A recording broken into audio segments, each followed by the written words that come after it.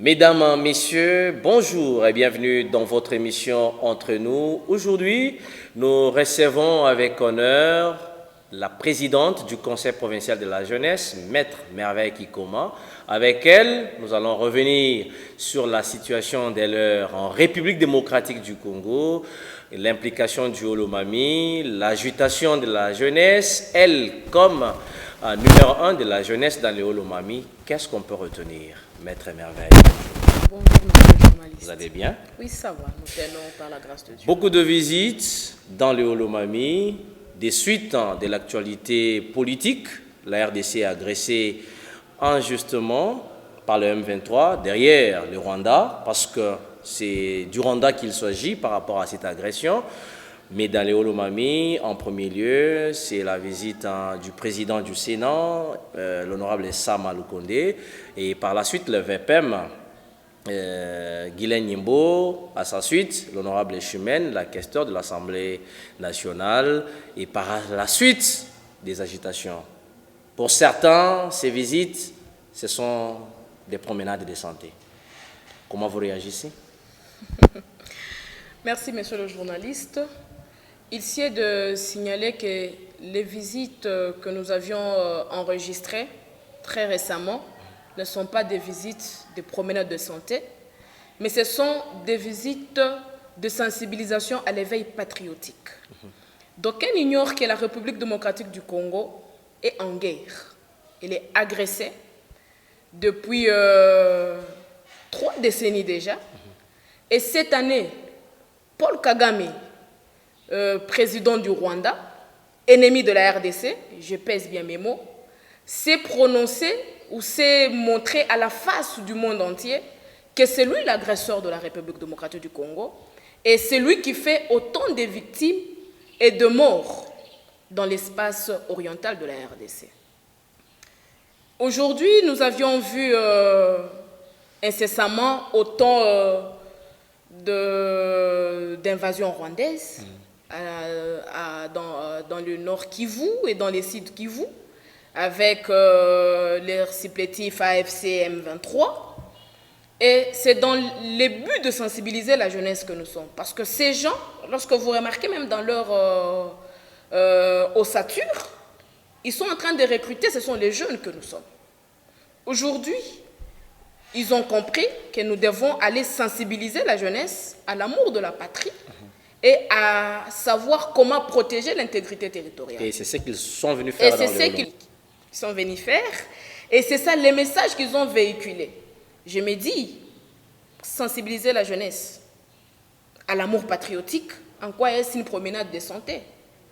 L'honorable Sama Lukonde, le président du Sénat, n'a pas une famille biologique à Kamina. Ce n'est pas une promenade de santé.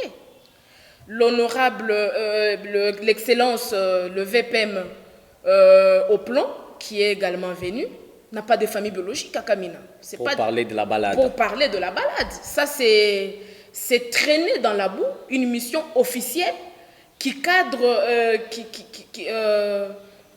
avec l'éveil patriotique. C'est traîner dans la boue et c'est désolant que ça vienne de certains cadres qui malheureusement ont occupé de hautes fonctions dans la gestion de la chose publique en République démocratique en général et particulièrement dans la province du Holomami. Vous êtes présidente de la jeunesse, je venais de le dire. C'est vrai, la RDC est agressée, le Holomami n'est pas épargné. Quelle attitude, quel message lancé à la jeunesse, de sorte à ce que ce message soit pris avec beaucoup de considération et qu'il y ait quelque chose de pratique dans l'avenir. Okay. Le message que je tiens à lancer à notre jeunesse, celle de la province du Holomami, province chère à l'excellence Bonzamouloumé Marmo, et premièrement à appeler cette jeunesse à aimer la patrie plus que tout autre intérêt. C'est tout ce que nous avons de plus cher. C'est tout ce que nous avons de plus cher au-delà de nos divergences. On ne peut pas parler de la RDC si sa superficie est moins de 2 345 410 km². Ce n'est plus la RDC. Même si ce n'était que 2 345 409,99, ce n'est plus la RDC. Aimons notre pays. Celui qui s'appelle aujourd'hui notre frère, qui vient au nom de libérer la République démocratique du Congo, je regrette que sa libération entraîne des morts de Congolais. Faut-il libérer un Congolais en le tuant, ou il est venu libérer les cadavres de Congolais? Je me le demande. Faut-il libérer le Congolais en violant sa mère, sa sœur ou sa fille? Je me le demande. Faut-il libérer le Congolais en allant dans des écoles, faire des enrôlements forcés des enfants mineurs? Je me le demande si c'est ça la libération qu'il prône. Faut-il libérer le Congo à ces jours en bombardant certains endroits qui sont populairement fréquentés? Et qu'il y ait des victimes. Et qu'il y ait des victimes, des blessés, des morts. Ça, je me le demande. Et je dis, non, ça, c'est pas la libération. C'est lui qui s'appelle libérateur à ces jours. Ce n'est qu'un pion utilisé par l'ennemi rwandais afin que nous puissions céder d'une partie de notre territoire et pour que cela soit rattaché à l'État rwandais. C'est ça que nous, Congolais, nous, héritiers de Kasavubu, de Lumumba, de Mobutu, de Mzee, de Kabila, aujourd'hui, concitoyens compatriotes de Félix Tshisekedi, nous n'allons pas accepter. La RDC va demeurer une et indivisible. Chers jeunes, tout ce que nous sommes en train de voir sur les réseaux sociaux, c'est une guerre. Cette guerre n'est pas que militaire. Aujourd'hui, le Rwanda a déjà lancé aussi une guerre du numérique. Il y a une désinformation à outrance que nous sommes en train de voir sur les réseaux sociaux, mettant en avant-plan les actions dits génocidaires de Paul Kagame. Mais aujourd'hui, nous n'avons pas tous, c'est vrai que tous nous ne serons pas militaires en uniforme, mais tous nous pouvons être militaires numériques. Nous devons contrer cette désinformation qui tend à souiller la souveraineté de notre État. Il s'agit de l'intégrité nationale, il s'agit de l'amour de la patrie, comme nous parlons du Olomami. Visiblement, quelles sont les actions qu'il faudra mener pour que le jeune adhère à cette campagne de sensibilisation, à l'adhésion à l'armée, à tout ce qui est droit civique à mener pour protéger les pays, selon vous? Dans le Haut-Lomami, les actions qu'il faut mener, premièrement, ce sont des descentes, parce que nous ne pouvons pas nous voiler la face. La province du Haut-Lomami est issue du démembrement de l'espace Grand Katanga. C'est une province presque de l'opposition.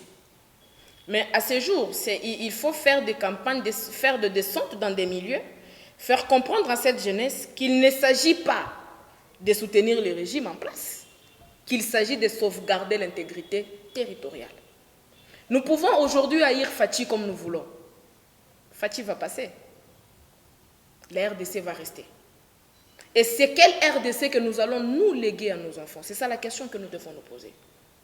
Faut-il sacrifier la RDC tout simplement parce que moi je ne suis pas du régime? Parce que quand la RDC est touchée, le Haut-Lomami n'est pas épargné. Le Haut-Lomami n'est pas... Aujourd'hui, on ne parle pas de la guerre dans l'Est de la République. Aujourd'hui, on parle de la RDC qui est agressée. Parce que cette guerre n'est plus dans l'Est, elle est en train de merger petit à petit vers d'autres territoires de la République. Mais je tiens à saluer la diplomatie agissante du chef de l'État. C'est un militaire diplomate qui est allé jusqu'au front diplomatique. Il a dénoncé haut et fort l'agression rwandaise. Aujourd'hui, il y a des sanctions qui sont en train de tomber à gauche, à droite, contre le Rwanda. Et ça, c'est à saluer et à féliciter. Donc les actions, je reviens à la question, les actions à mener, il y a des églises qu'il faut aller sensibiliser parce qu'il y a aussi certaines églises aujourd'hui qui véhiculent les images de l'attaque du Rwanda et qui sont en train de louer cela. Je me dis, il faut qu'il y ait un enseignement patriotique dans ces églises-là. Et dans la mesure du possible, toute église qui se donnerait à des enseignements tendant, en tout cas, à réduire la souveraineté de la République démocratique du Congo, notre mère patrie, elle n'est pas digne d'œuvrer dans les quatre coins du territoire national. Il y a des endroits maraîchers qu'il faut également visiter. Parce qu'à ce jour, donc il faut une forte sensibilisation. Il faut une très forte sensibilisation. D'ailleurs, nous, en tant que Conseil provincial de la jeunesse, nous venons aujourd'hui d'écrire une note technique afin que le gouvernement provincial puisse nous accompagner. Nous prévoyons une campagne de sensibilisation patriotique qui va aller du lundi prochain, 17 mars, jusqu'au dimanche 23. Donc, ça sera une semaine d'intenses travaux dans des écoles, dans des universités, dans des églises, dans des marchés, d'abord dans la ville de Kamina, et par après, nous allons véhiculer les mêmes messages dans les territoires. Il faudrait que toutes les couches, surtout la femme, parce qu'on est dans les mois de la femme également, les mois qui prônent le droit de la femme, il faudrait que cette femme sache qu'à côté de droit, il y a de devoirs. C'est quoi le devoir de la femme pendant cette période de crise de la femme olomamienne? Pendant cette période de crise sécuritaire, qu'est-ce qu'elle peut faire? Vous êtes un partenaire du gouvernement, non seulement provincial, mais aussi national, parce que de temps à autre, vous faites Kinshasa en contact avec les grandes institutions du pays. Quel conseil donnerez-vous au niveau national, provincial, sur la question de la motivation? Le conseil qu'il y a à donner, nous l'avions d'ailleurs donné également lors de la table ronde inclusive sur la paix, la sécurité et le développement de la RDC. Cette table ronde qui s'est tenue en août de l'année passée, en 2024. C'était devant Madame la Première ministre, c'était devant le porte-parole du gouvernement, devant bien d'autres notabilités ou autorités de la RDC. Oui. Nous avions décrié cela. C'est presque la non-motivation, en fait. Il faudrait que l'État congolais veille à ça. Il faudrait que le gouvernement souminois, qui est dirigé par une femme, et nous espérons voir une différence avec les hommes qui ont dirigé avant elle, il faudrait que ce gouvernement songe à l'amélioration de ce. Prenons l'écart entre un député qui ne sont là que pour, qui sont contre. Et il y a même des députés qui finissent des législatures, qui ne participent qu'à l'ouverture de la session, fermeture de la session. C'est fini. Vous verrez dans d'autres plénières qui ne sont jamais là, qui ne descendent jamais dans leur base, et qui vous touchent autant de dollars. S'il faudrait citer son nom, Jean-Marc Kabounda avait proposé à son temps qu'il fallait réduire les honoraires, les émoluments, et voir les salaires de certains ou certaines primes les supprimer par surcroît pour vraiment appuyer les services militaires. Aujourd'hui, est-ce que vous rejoignez son idée? Il l'a dit, personne ne l'a écouté. Et aujourd'hui, nous faisons face à ce que nous faisons. Vous savez, le comble, c'est qu'il y a des vérités qui sont en train de se dire sur comment améliorer la manière ou la gestion du gouvernement, du régime en place. Mais ces vérités sont en train d'être ignorées. Ou ces vérités sonnent plutôt comme une opposition. Alors que ces vérités ne sont que... Moi, je me dis, c'est ça même du vrai accompagnement. C'est quand on vous dit certaines vérités et que vous essayez de le mettre en place. Ça vous permet de vous améliorer. Ça vous permet de vous améliorer et de vous positionner. Je me rallie en tout cas à sa position. Il est plus qu'idéal que nous puissions réduire les trains de vie de nos excellences, de nos députés, même s'il faut y aller par pourcentage seulement, bon, on s'est dit... Bon, chacun perd 5% de son salaire et à tous les niveaux, vous sentirez qu'il y aura quand même quelque chose. Il y a eu dernièrement... Les enseignants vont s'en prendre à moi, mais nous avons déjà peu, il faut encore nous prendre quelque chose. Le grand problème, il faut savoir à qui prendre. Vous ne pouvez pas prendre à celui qui n'en a pas. C'est de la mauvaise foi. Un enseignant qui vous touche 300 000 francs, congolais. 5% on prend. On prend 5%. Il reste avec combien? Et celui qui vous touche 21 000 $, vous prenez 5%. Ce chiffre-là n'est jamais officiel. Hein? Oui. Les 21 000 là. Écoutez, ils ne peuvent pas nier ce qui est vérifiable. Il y a des choses qu'ils peuvent continuer à nier sur des plateaux de télé, mais que vous pouvez vérifier et qui sont vraies.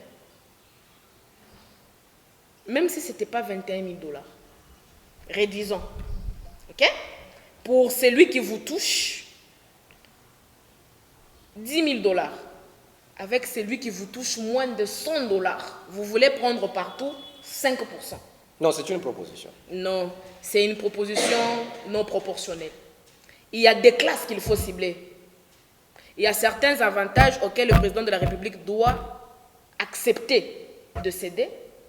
Il y a certains avantages auxquels le Premier ministre doit accepter de céder. Et le membre du gouvernement qui s'en suivent, les sénateurs, les députés nationaux, et aussi, peut-être essayer aussi de désengorger les institutions, surtout les cabinets politiques. Vous trouvez tout un cabinet politique d'un ministre avec juste les cabinets, je ne parle pas sur des postes administratifs, juste un cabinet, 50 personnes. Pour faire quoi? Non, ce sont des situations à revoir. Ce sont des situations à revoir en faveur de la classe militaire. Parce qu'il s'agit de la jeunesse, dans le Holomami, au sujet de l'adhésion, au sujet de l'intégration dans l'armée, certains parmi les jeunes, dans les réseaux sociaux, ne jouent pas bien leur carte sur la désinformation, vous l'avez dit, mais quelle est l'attitude qu'ils devraient avoir, les jeunes, vous comme présidente? Qu'est-ce que vous dites? Quel est le recadrage que vous faites? Merci. Le recadrage que je fais, je tenais d'abord à leur signaler que la loi sur le numérique est d'application. Donc, ils ne doivent pas continuer à mettre n'importe quoi dans n'importe quel forum. Et pas seulement dans n'importe quel forum, ils ne peuvent pas mettre n'importe quoi sur les réseaux sociaux. Il en va de la dignité de la patrie. Il en va de la souveraineté de notre nation. Comment voulons-nous, bien sûr, qu'on nous prenne au sérieux alors que nous traînons nous-mêmes dans la boue l'étendard de notre pays? C'est déplorable. J'aimerais souligner ici que ceux qui veulent prôner les actions de l'AFC, du Rwanda et du M23, connaissent la direction du Rwanda, qu'ils aillent au Rwanda, dans des forums rwandais, pas dans des forums congolais. Et ces personnes seront retirées de groupes WhatsApp, pas seulement de groupes WhatsApp, et ils seront également traqués, ils vont répondre de leurs actes devant la justice. Sœurs jeunes, constituons une armée puissante dans le numérique afin de relever l'étendard de notre pays. Je l'ai dit et je le répète, le régime Tshisekedi va passer, notre génération va passer, mais quelle République démocratique du Congo allons-nous léguer à nos enfants? Quelle image du Congolais que nous allons donner? On connaît que le Congolais, il est son propre ennemi. Parce que tout ce qui est du négatif, tout ce qui parle à mal du Congo, c'est ce que les Congolais mettent en avant-plan. Et vous allez voir même sur des réseaux sociaux, certains faire des panels. Des panels en train de parler de tout ce qui ruine à l'image de la République démocratique du Congo. Le président lui-même l'a dit, pour des raisons d'intérêt public, de sauvegarder l'intégrité nationale, ce n'est plus important de voir nos divisions, donc voir ce qui nous divise. Le VPM, quand il est venu, il l'a dit. Le président Sama l'a dit dans son message. Dans le Holomami, on constate que certains membres de l'Union sacrée sont contre les actions menées par certains membres de l'Union sacrée. Ce que je venais de dire tantôt, c'est déplorable que certains, moi je ne veux pas me cacher dans les certains, que Maître Pascal Bétou, ancien ministre provincial de l'Intérieur et cadre de l'UDPS, membre de l'Union sacrée, puisse banaliser, en tout cas, l'émission que nous avions vue s'est succédé dans les Hauts-Lomami afin de sensibiliser la jeunesse dans l'amour de la patrie, afin de sensibiliser la jeunesse à se ranger derrière les FARDC, afin de sensibiliser la jeunesse à se ranger derrière la diplomatie agissante des chefs de l'État et à les soutenir. Et à intégrer l'armée. Et à intégrer l'armée, que lui vienne dire tout haut qu'il regrette que l'honorable Sama Lokonde, président du Sénat, et bien d'autres viennent en mission de balade. Je décris en tout cas sa sortie qu'il a eu à faire. Je la décris.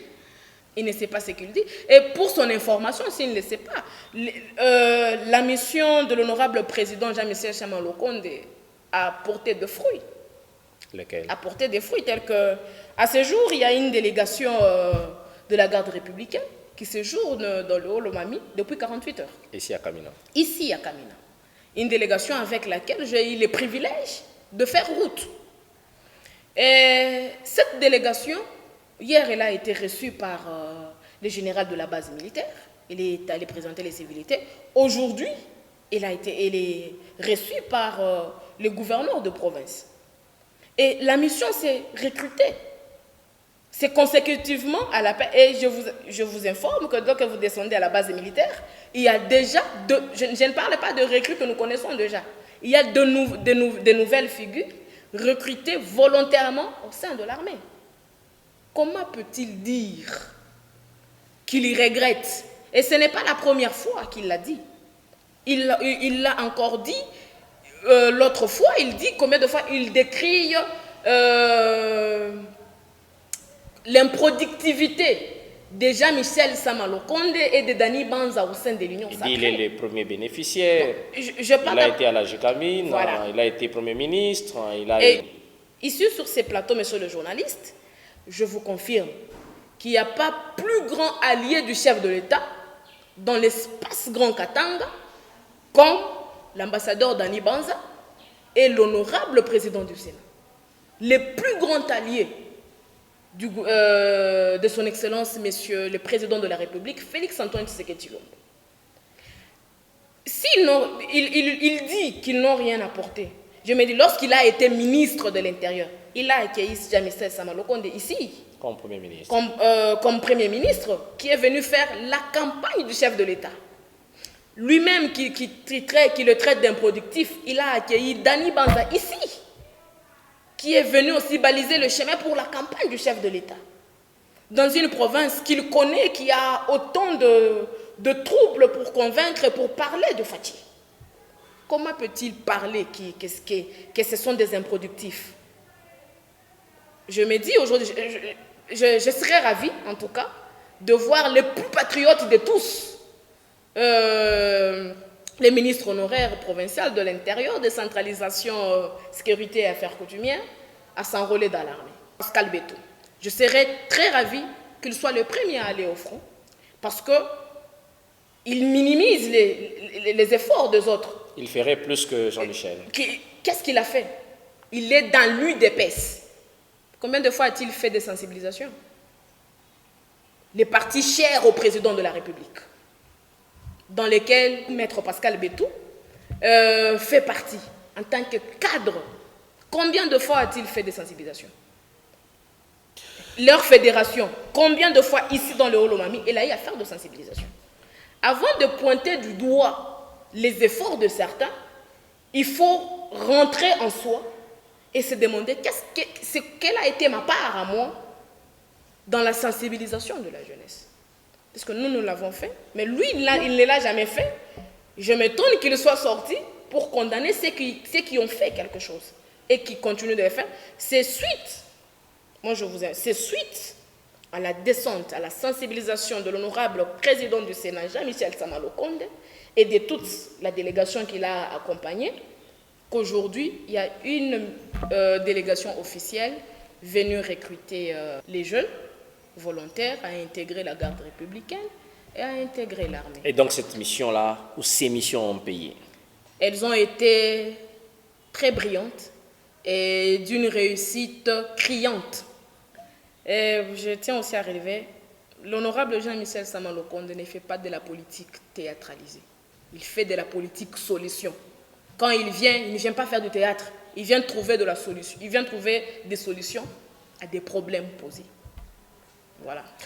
Ce plateau reçoit tout le monde, mesdames, messieurs. Nous sommes dans Entre nous. Entre nous, c'est votre émission qui donne parole à celui qui a à dire et nous allons l'aider à transporter cette parole jusqu'à la destination. Nous vous disons sincèrement merci, mesdames, messieurs, aujourd'hui.